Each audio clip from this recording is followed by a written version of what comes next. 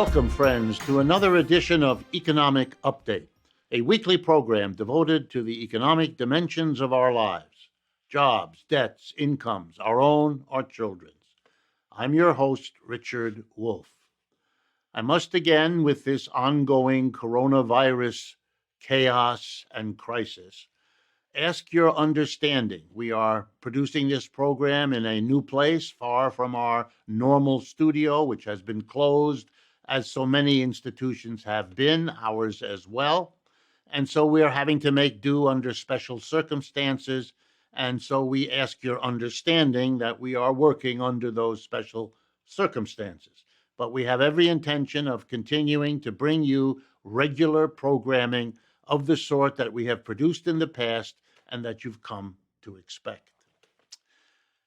Today, as before, I want to focus on an aspect of the coronavirus pandemic from a different angle, to look at the mental health dimensions of this crisis. You know, we've had a lot of attention to the physical dimensions, what the virus is, how it works, how to recognize the symptoms, and all of that. And that's, of course, important. But there are just as many dimensions to the emotional, the personal, the intimate, the psychological aspects of all of this. And there I mean not only the illness itself, but also the anxiety about the illness, which is separate from the illness itself. And that's an anxiety of one kind before it hits, another anxiety if it hits, etc. And I also want to look at the psychological implications of the fact that it took so long in the United States to formulate a response. Even now, the response is half-baked, unthought through, partial, when what is obviously needed, we know that from China, South Korea, Italy, and so on, is a full-throated, holistic approach that uses all of our resources for so dangerous a threat. And the steps being taken, quarantine, isolation, social spacing, you know them all. Those too have enormously important psychological effects that haven't been understood, haven't been addressed, and certainly were never planned for as they should have been. So those are what we want to focus on. To conclude, before I introduce my guest and have this conversation about some of the psychological implications of all of this, a quick reminder.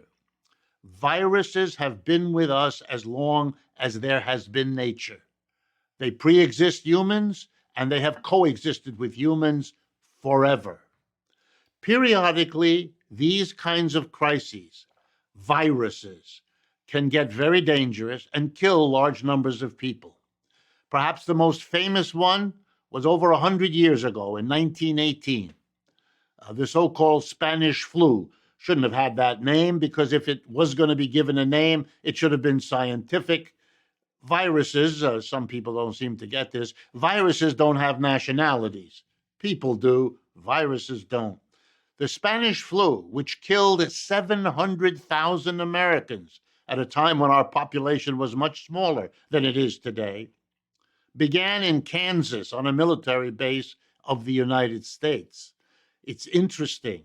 Why? Because we learned what a pandemic from viruses can be like.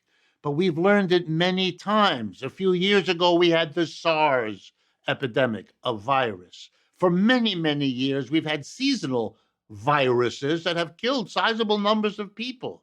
We had the MERS virus. We had the Ebola virus. The knowledge that viruses come and can be devastatingly dangerous is well established and has been for a century.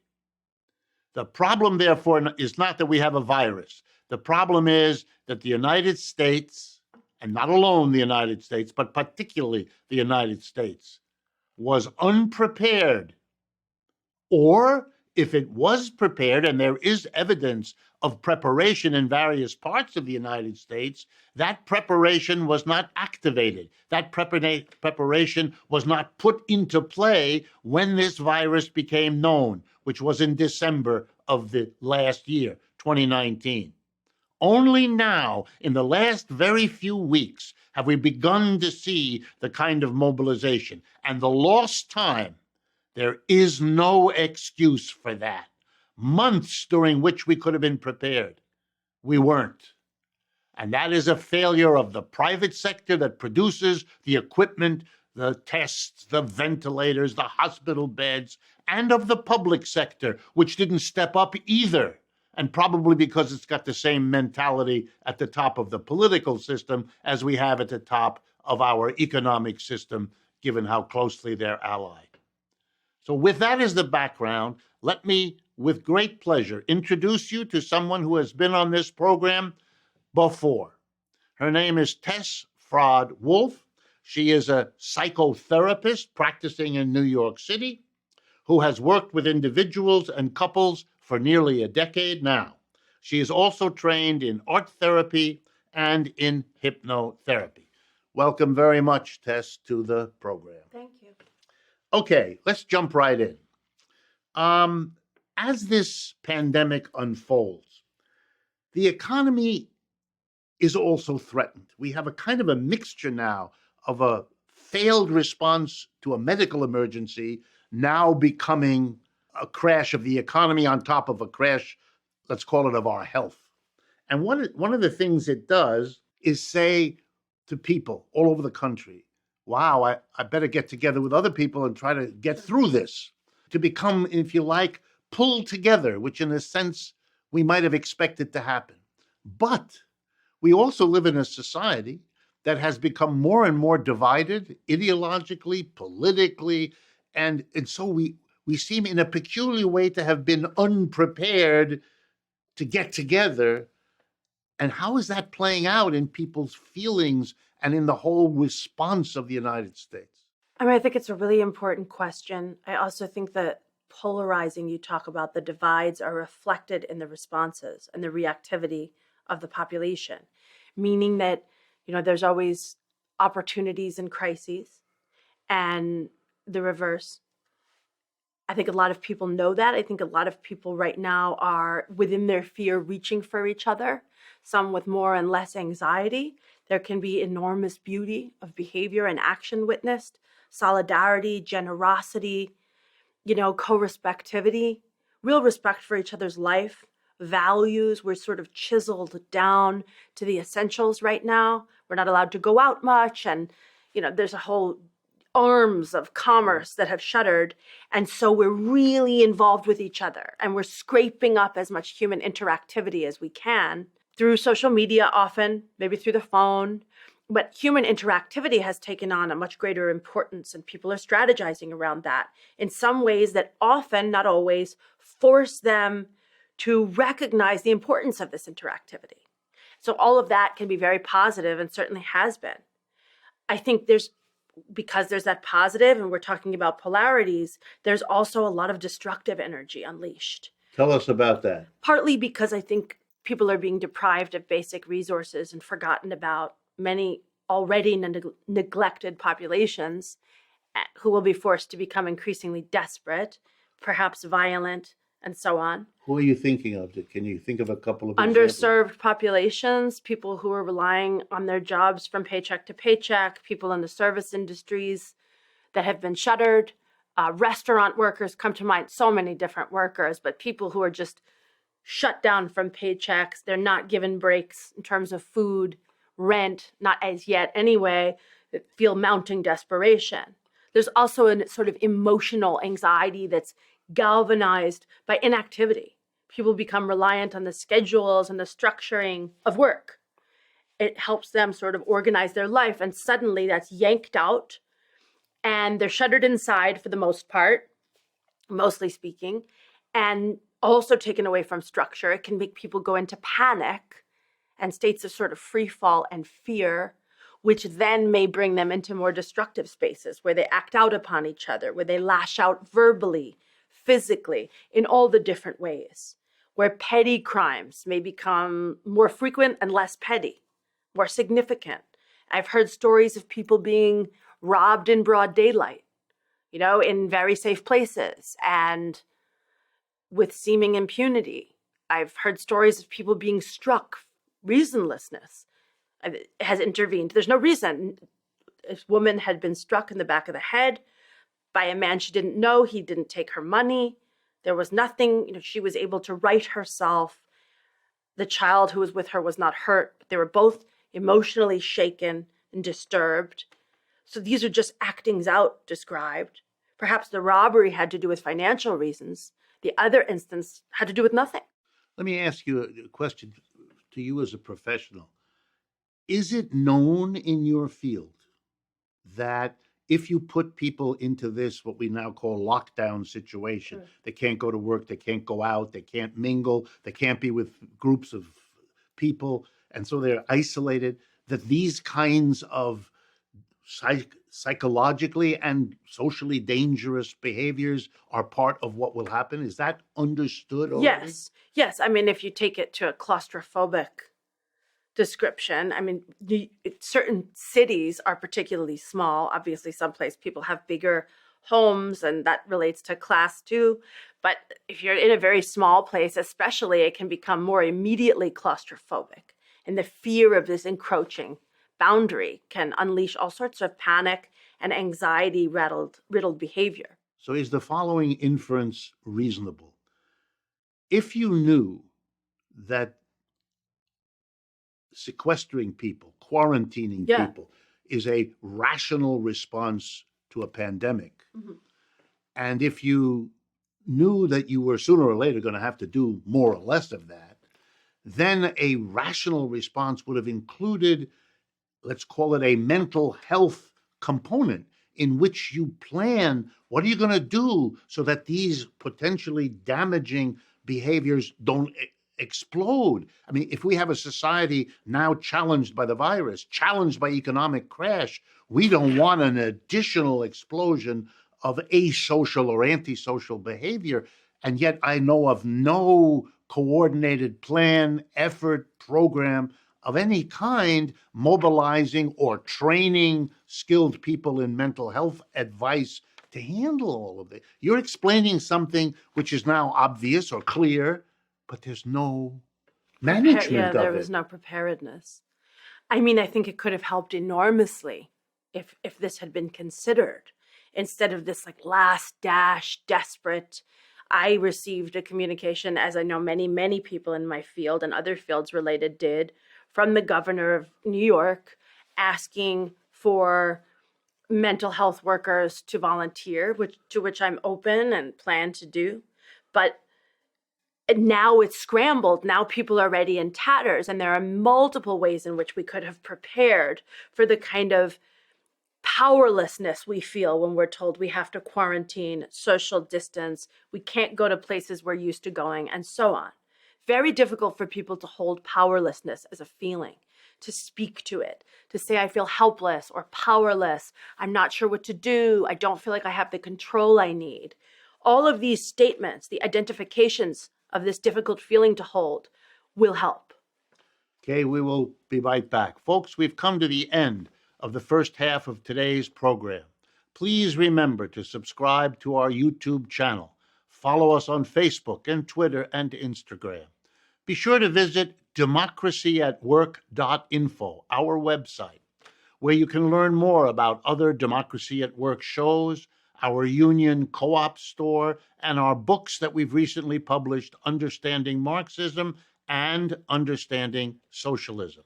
And lastly, of course, a special thanks, now more than ever, to our Patreon community, whose invaluable support helps make this show possible. We'll be right back. Stay with us for more from psychotherapist Tess Fraad-Wolff.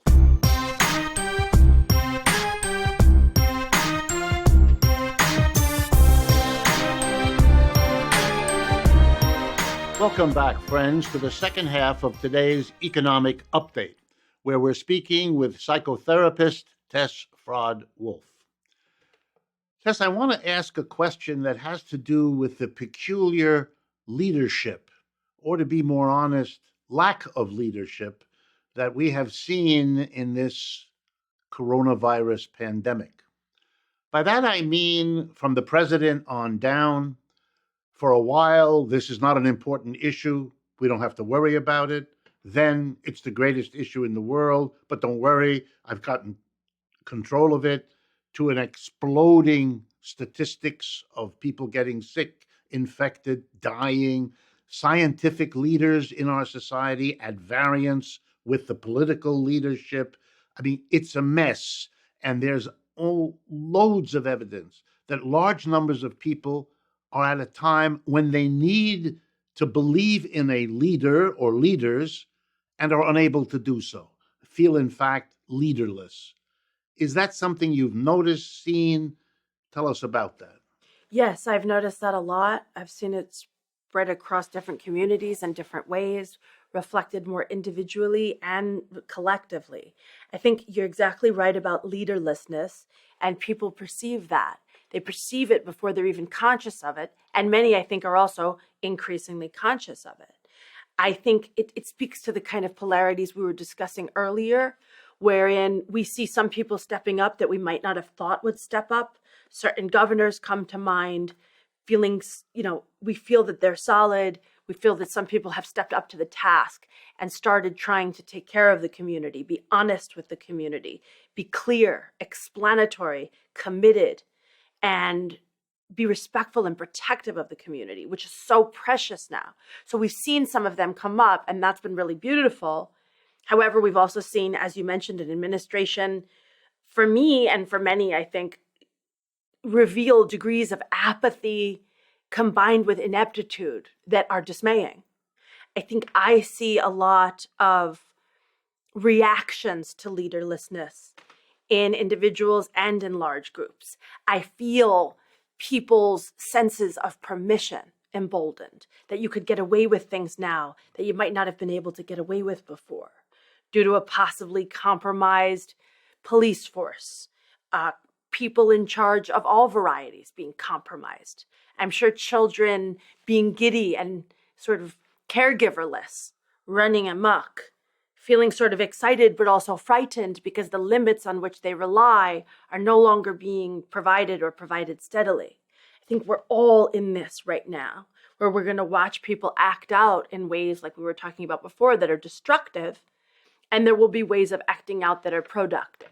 Let me ask you to pull on this a little bit more. Sure. I've been recently hearing in the street, in the few places where you can still talk to people, which aren't that many and mostly over social media, sure, the phrase, the country's falling apart, or everything's falling apart. Is that sort of the other side of a sense of leaderlessness?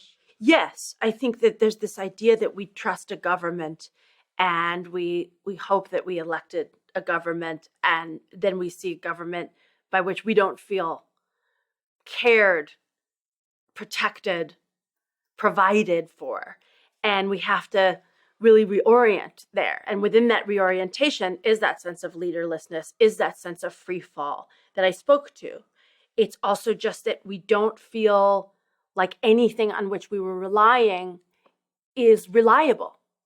We relied on going to work, like we were talking about before, and the structure and all of that. We relied on these interpersonal reactions, the small ones, maybe with someone from whom we bought coffee, people we stood in line with at all the various places we would go out to, many of which are gone now. We rely on that. We rely on the interpersonal stuff. We just don't know that. So let me pull on you again a little bit in another direction. Had we understood, which I know the folks in your profession do, that we are going to have a pandemic, that we are going to have a serious struggle with this new virus. Right. And we're going to therefore have to plan to the physical, medical care for them. But you're telling me, if I understand you correctly, that we should have understood, because we know the science, that if we put people in a position of feeling leaderlessness without the structure of going to work and all the other normal routines of life, that's going to produce a sense of anxiety that can be socially dangerous. Absolutely. Add to our problems. Absolutely. But nothing again there was no plan. What do you do to give people a sense that there is a society, even if it's not the normal one they're used to? I can see almost from your speech, a person whose job is no longer there, whose community of of restaurants or friends or shopping is gone, being cooped up at home, feeling the world is falling apart, desperately in need of something that will replace all of Absolutely. that, but there isn't anything. Yes, there's been no provisions. I mean, I think psychology and social psychology, perhaps in particular, are often neglected as areas of study. I think you have to specialize in order to access those in ways that is not optimal. I think since we're all people and social psychology is the study of our social interactions, it would be deeply preferable if it was offered very early in more remedial forms, at least, so that we had an idea. But you're absolutely right in that this was another arm of the neglect and that this could have been prepared for in many, many ways. And also there's a relationship between our psychological and our physical experiences, so that when people are cut off from social interactivity on which they have consciously and unconsciously depended, they will be much more likely to exhibit physical symptoms of, illness. So the irony is the pandemic Mm-hmm. being so badly mishandled will, through its provocation of anxiety, worsen the disease. Definitely. And we have a vicious cycle like Yes, that. absolutely a vicious cycle, and could well spawn other illnesses. Anxiety is hard on the body. Loneliness is now being said to have the same effect on the body as 15 cigarettes a day.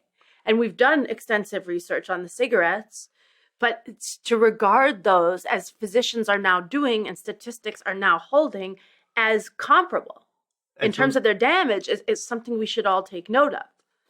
And so nobody apparently in authority figured out we're going to be overloading our hospitals with coronavirus victims. Yet we're making people sick through loneliness, depression, anxiety. Sure.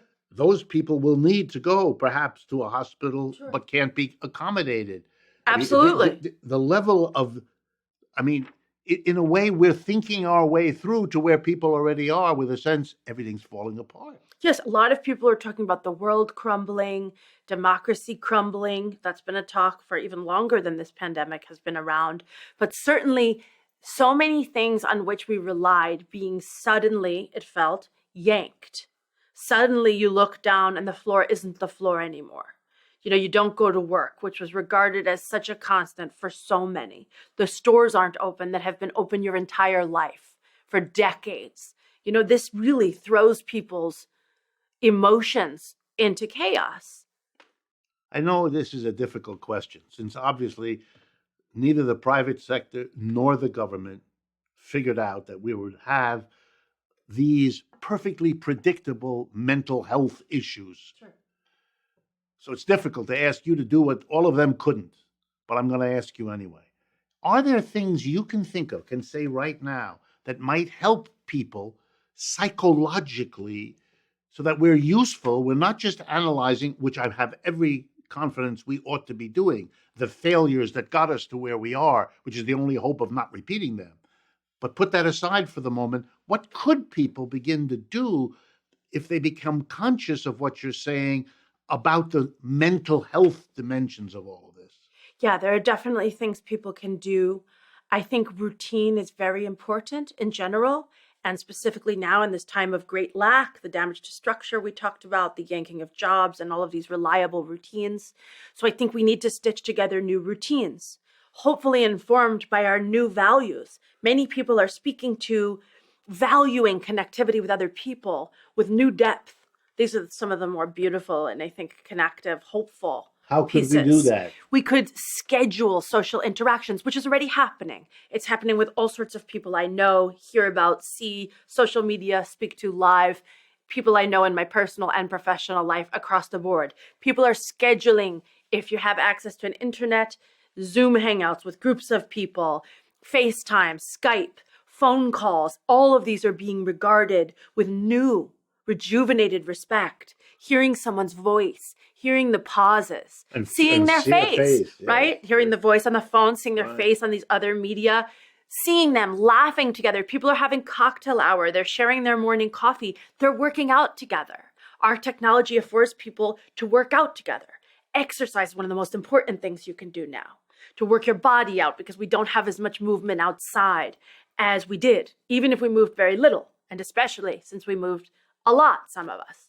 And these are all ways, for example, if I understand you, to reduce your loneliness, to reduce your isolation, to reduce your anxiety. And to so they are produce really, more schedule. And they really are therapeutic. Absolutely. In the biggest and best sense of the term. That and the arts, anything, creative writing. It doesn't matter if you're good. This isn't about being good. I feel like that's a problem too in our society, this pressure to be good, be proficient, be successful, to sell it, to own it, to best it. I don't really think that's a great idea. I think make a terrible piece of artwork, really go for it, but get a piece of artwork out. An artwork that describes the anxiety you feel, the loneliness, the anger, the powerlessness. So it's not so important to be best. Oh, God.